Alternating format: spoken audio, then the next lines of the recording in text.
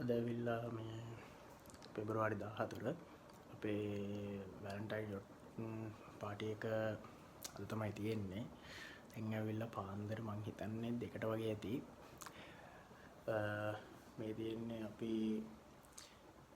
Event එකට ගෙනාවු gift boxes. එතකොට pre arrangement එක කරගන්න විදිය. මේ හම්බෙච්ච gift vouchers තියෙනවා. gift box එකක් තියෙනවා. මේ ඒ ටික ඉතින් දැන් ලෑස්ති කරන්න යන්නේ. අපේ බයි කීපයකට අපි කරමු. බරට චොකලට් අරන් යන ගුලාංජන.